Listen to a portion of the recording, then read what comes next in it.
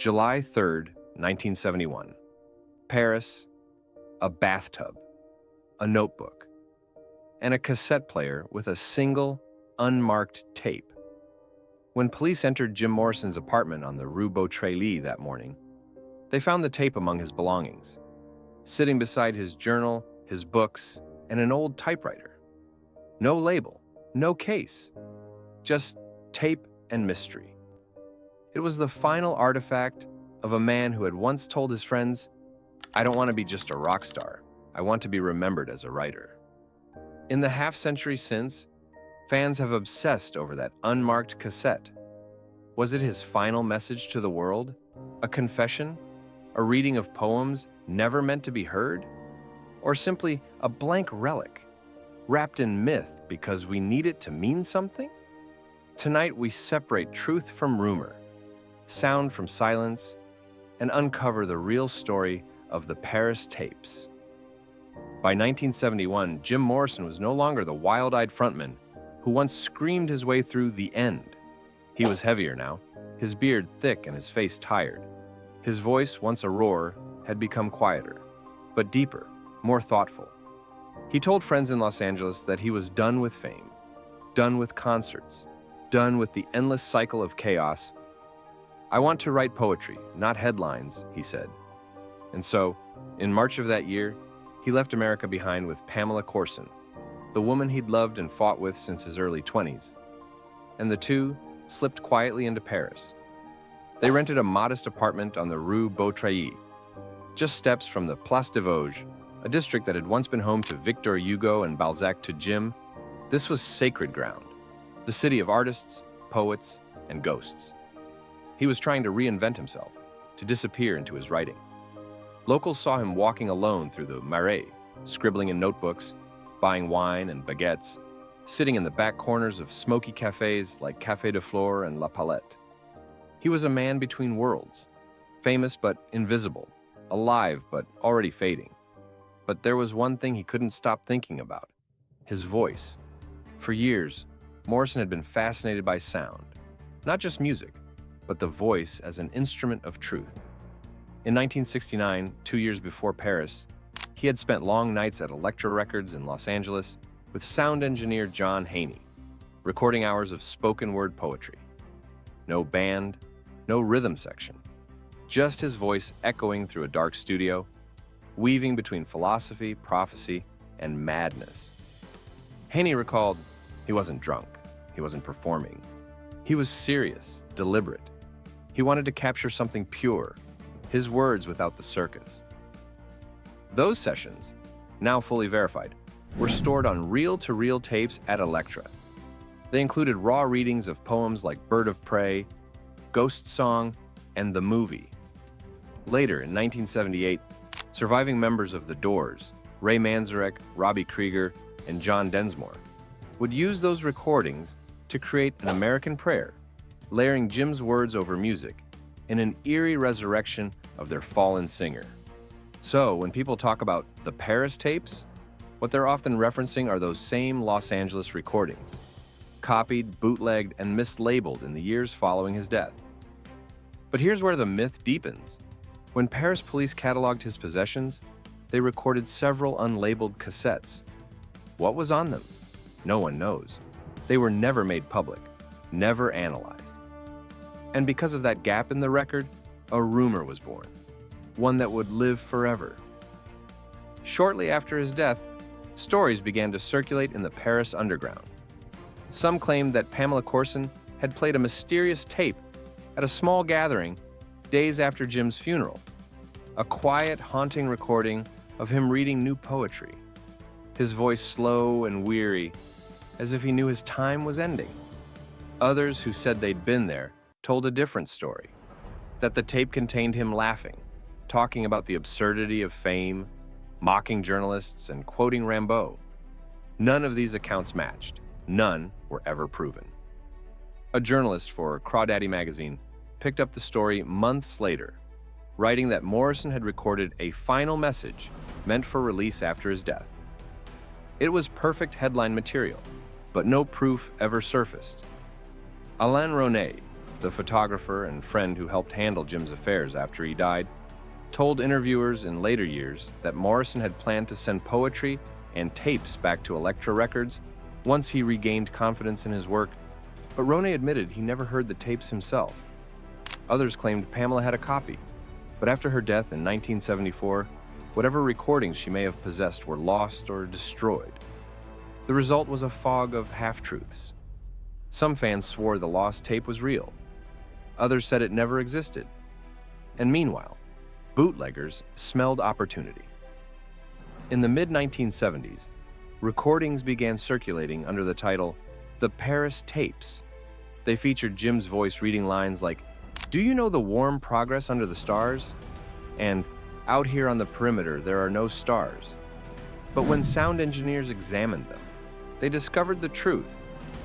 Those were the same Los Angeles poetry reels from 1969, copied from studio bootlegs and rebranded to feed the myth. Still, the rumor wouldn't die. The idea that somewhere, buried in an attic or hidden in a vault, lies one final recording of Jim Morrison's voice, a message from beyond, was too powerful to let go. Because this wasn't just about a tape. It was about the man himself, a figure who blurred the line between poet and prophet, between self-destruction and transcendence. Morrison built his life around mystery. He once said, "I believe in a long, prolonged derangement of the senses to attain the unknown." His fans took him at his word, and when he died, that philosophy didn't stop.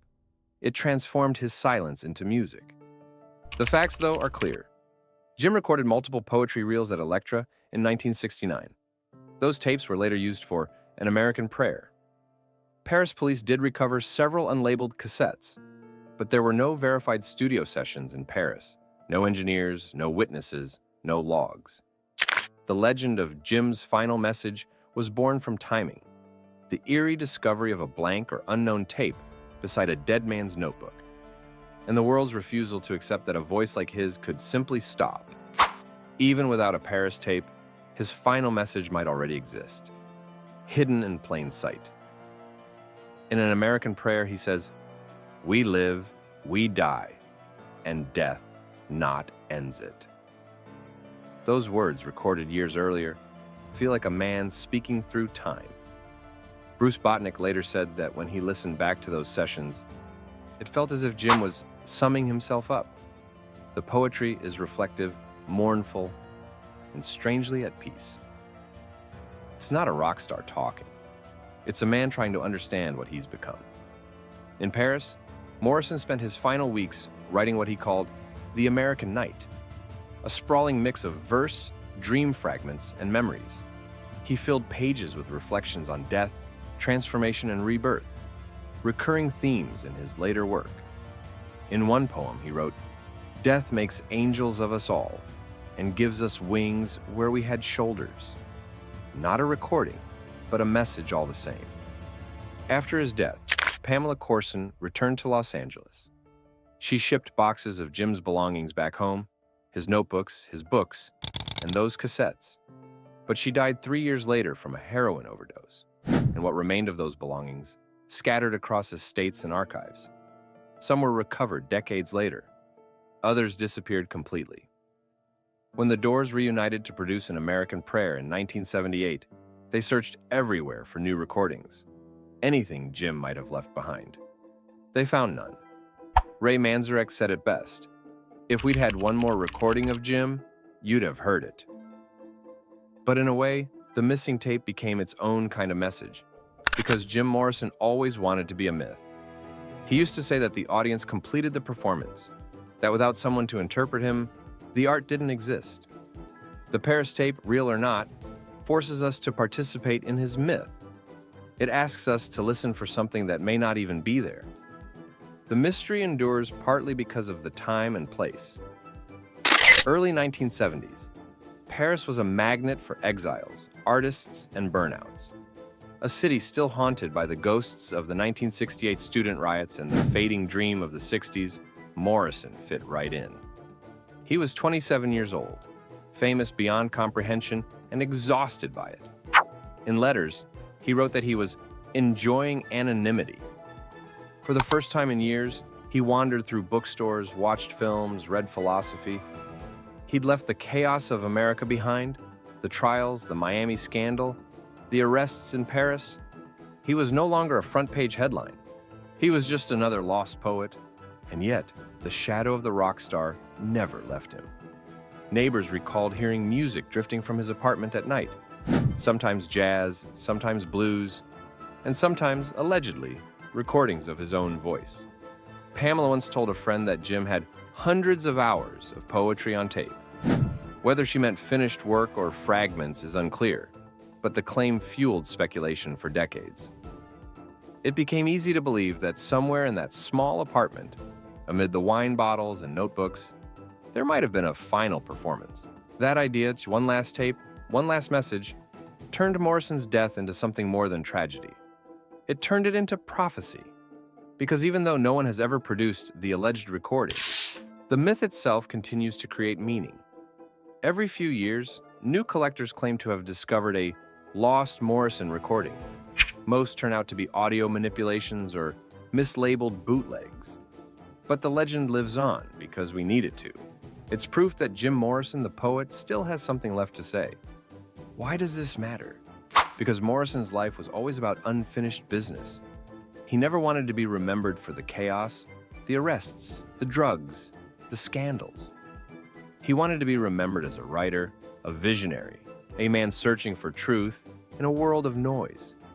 And if that last tape really does exist, whether it's a final poem, a monologue, or just silence, then it would be the purest thing he ever made. In a way, the mystery of the Paris tapes says more about us than it does about Jim. We're drawn to the idea of a last word, a final truth. But maybe Jim Morrison's real final message wasn't on tape at all. Maybe it was the silence he left behind. The invitation for us to keep listening, to keep interpreting, to keep wondering. That's what keeps legends alive. Jim once said, "Life hurts a lot more than death. At the point of death, the pain is over. Yeah, I guess it is a friend. The tape may be gone, the words may have faded, but the voice, in one form or another, is still echoing." Jim Morrison didn't need a final recording. He became one. Every poem, every whisper, every rumor that refuses to die. That's his American prayer still playing somewhere, between truth and eternity. The tape may be gone, but the voice was never silent.